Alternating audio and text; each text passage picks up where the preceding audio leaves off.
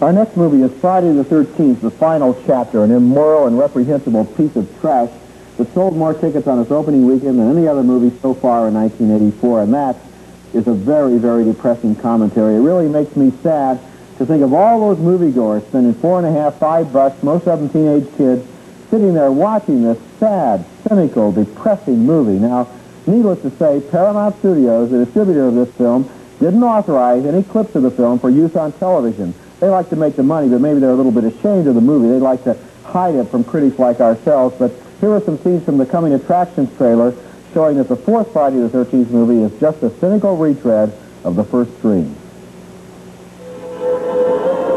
3 times before, you have felt the terror, known the madness,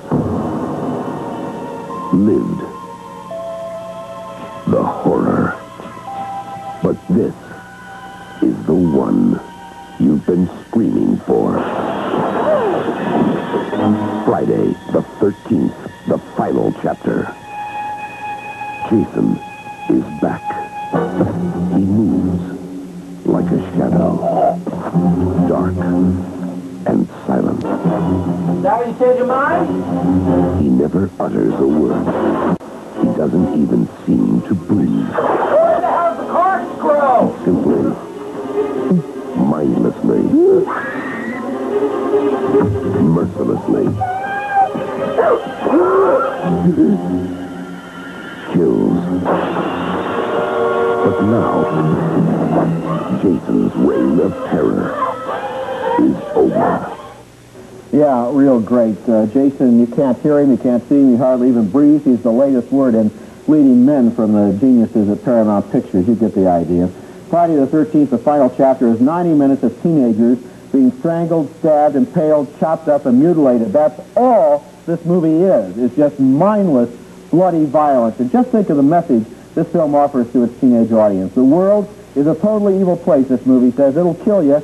It doesn't matter what your dreams and hopes and ambitions are. It doesn't matter if you have a new boyfriend or a new girlfriend or you've got plans in the future. You can forget those plans because you're going to wind up dead. There is literally nothing else in this movie. And the sickest thing is, this isn't the final chapter. That's just an advertising gimmick. The ending clearly sets up a sequel. And what I want to know is, I wonder if they're going to be heartless and cynical enough to make the sequel, because why not? They've already taken the bucket to the cesspool 4 times for this sludge. I think the people who made this movie ought to be ashamed of themselves, and that's what I think, Chief. Yeah. And I'm going to vote no. I had a feeling you might.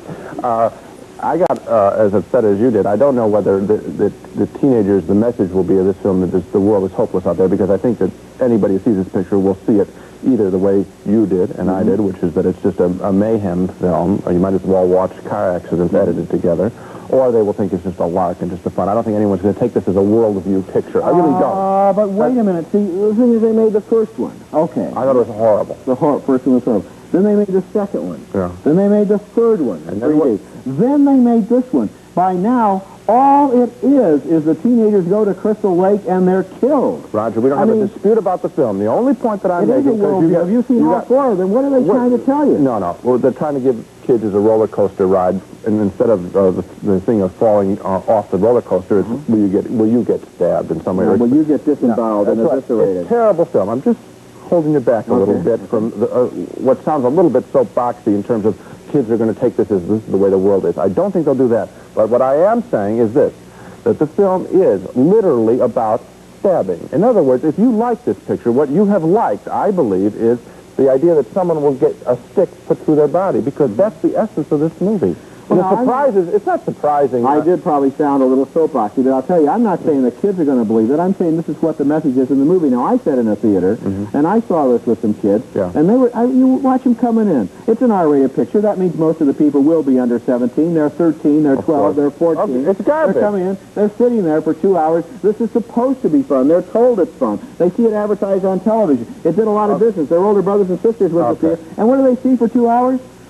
Just cynical. It's terrible. It's terrible. It's a terrible film. I think a much more interesting point is that the message that it sends out is not that this is the way the world is, but that now you've really got on the subject, which is that watching girls, and it's mostly girls again, getting stuck is entertainment. See, that's the pornography.